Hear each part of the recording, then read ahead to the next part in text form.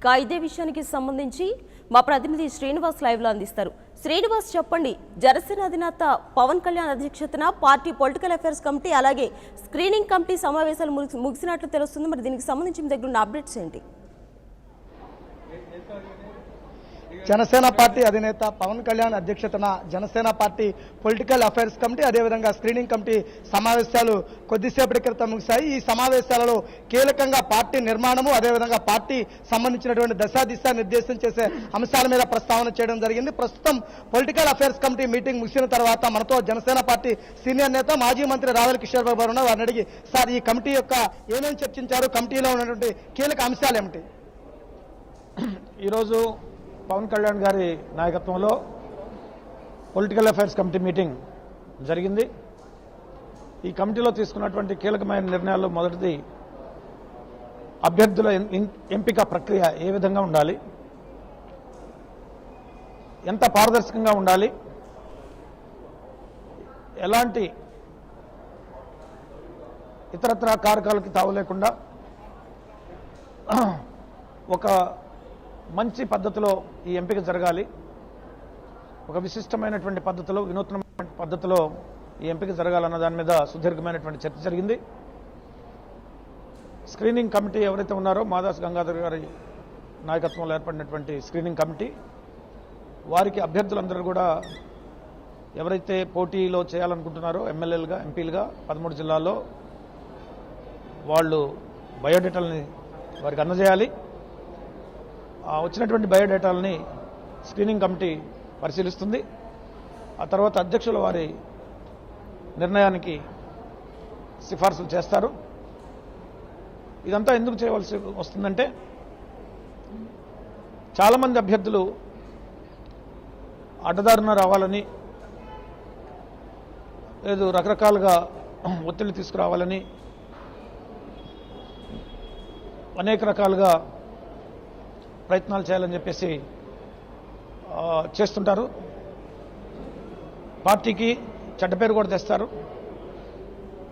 పార్టీకి చెడ్డ పేరు రాకుండా, డబ్బు ప్రమేయం లేకుండా నేరుగా అభ్యర్థులే స్క్రీనింగ్ కమిటీకి ఈ దరఖాస్తులు ఇచ్చేటువంటి కార్యక్రమం, ఈ బయోడేటాలు ఇచ్చేటువంటి కార్యక్రమం బహుశా ఆంధ్రప్రదేశ్లో ఏ పార్టీ కూడా ఈ విధానాన్ని అనుసరించట్లేదు, ఒక జనసేన పార్టీ మాత్రమే. మేము అభ్యర్థులు కూడా విజ్ఞప్తి చేసేది ఏమిటంటే, మీరు అనవసరంగా వదంతులు నమ్మవద్దు, పుకార్లను నమ్మవద్దు, దొడ్డిదారిన రావడానికి ప్రయత్నం చేయొద్దు. నేరుగా స్వచ్ఛందంగా మీరే బయోడేటాలు ఇవ్వండి. పారదర్శకంగా ఎంపిక ఉంటుంది. అభ్యర్థుల యొక్క గెలుపు సామర్థ్యాన్ని బట్టి, వారి సమాజ సేవ చేసేటువంటి వారి యొక్క త్యాగపూరితమైనటువంటి గుణగణాలను బట్టి ఎంపిక జరుగుతుంది. కాబట్టి అధ్యక్షుల వారు ఏ ఉద్దేశంతో ఈ యొక్క విధానాన్ని ఈరోజు మొదలుపెట్టారో ఆ విధానాన్ని మీరు అర్థం చేసుకుని మాతో సహకరించి ఈ యొక్క అభ్యర్థుల ఎంపిక సజావుగా జరిగేట్లుగా మీరు కూడా పూర్తి సహాయ సహకారాలు అందించాలని చెప్పేసి మేము కోరుకుంటున్నాం. సార్, యువతకు మహిళలకు జనసేనలో ఎక్కువ స్థానాలు కేటాయిస్తాం, వాళ్ళకి అవకాశాలు ఎక్కువ ఇస్తామని చెప్పేసి ప్రకటించారు కదా, ఆ వైపు ఏమన్నా నడిచే అవకాశం ఉందా? మహిళలకు 33% రిజర్వేషన్లు ఇప్పటికే ప్రకటించాం. యువతకు పెద్దపీట వేస్తాము. యువకులు ఎవరైతే ఉన్నారో వారిని భవిష్యత్ నాయకులుగా తీర్చిదిద్దడానికి పవన్ కళ్యాణ్ గారు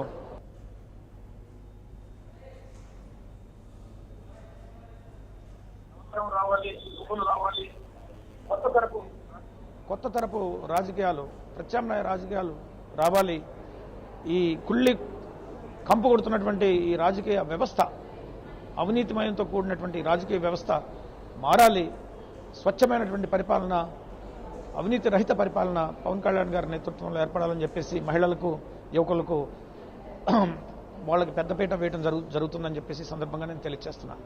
అంటే నియోజకవర్గాలకు సంబంధించి భారీ స్థాయిలో అభ్యర్థులు దరఖాస్తు చేసుకునే అవకాశం ఉంటుంది కదా, వారిని ఏ విధమైనటువంటి విధానాలతో వడపోత పోసి అసలైన అభ్యర్థిని ఎంపిక చేస్తారు?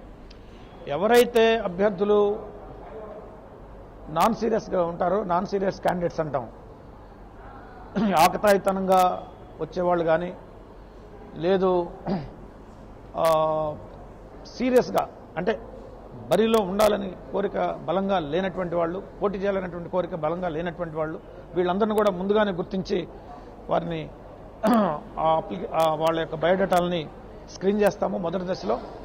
ఎవరైతే సీరియస్గా మరి పోటీ చేయాలనుకుంటున్నారో, ఎవరైతే జనసేన పార్టీలో కష్టపడి పనిచేస్తున్నారో, ప్రజా జీవితంలో ఎవరికైతే మంచి పేరు ప్రతిష్టలు ఉన్నాయో వారిని మాత్రమే అధ్యక్షుల వారికి సిఫార్సు చేయడం జరుగుతుంది. అంటే ఎన్నికలకు సంబంధించి బహిరంగ సభలు వేదికలు ఖరారు చేస్తారంటారు కదా, అవి ఎంతవరకు వచ్చాయి? తప్పకుండా వచ్చే ఇంకా 7 జిల్లాల పర్యటనలో జరగవలసి ఉంది. త్వరలోనే పవన్ కళ్యాణ్ గారు ఆ 7 జిల్లా పర్యటనల కార్యక్రమాలను కూడా వివరాలు వెల్లడిస్తారు. కసరత్తు జరుగుతుంది. తప్పకుండా పవన్ కళ్యాణ్ గారు ఈ యొక్క కమిటీల ఎంపిక ఇవన్నీ పూర్తయిన తర్వాత జిల్లా పర్యటనలు మొదలవుతాయి. రాష్ట్రంలో ఒక ప్రభంజనం మొదలవుతుంది.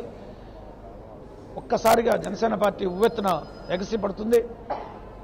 మొత్తం రాజకీయ వ్యవస్థ రాజకీయాలని సమూలంగా పూర్తిగా మార్చివేస్తాం. 2019లో జనసేన పార్టీ జెండా అమరావతి అసెంబ్లీ మీద ఎగురుతుంది. పవన్ కళ్యాణ్ గారు ముఖ్యమంత్రి అవుతారు. జనసేన పార్టీ అధికారంలోకి వస్తుంది. గెలిపే లక్ష్యంగా జనసేన పార్టీ కార్యాచరణ సిద్ధం చేసి ప్రజల్లోకి ముందుకెళ్తుంది. రానున్న రోజుల్లో బహిరంగ సభలు సమావేశాల ద్వారా కూడా ప్రజల్లోనే ఉంటామని చెప్పేసి కూడా స్పష్టం చేయడం జరుగుతుంది. Please subscribe New Waves. ఇలాంటి మరిన్ని మంచి వీడియోలు కావాలని కోరుకుంటున్నారా? అయితే పక్కనే ఉన్న గంట సింబల్ను క్లిక్ చేయండి.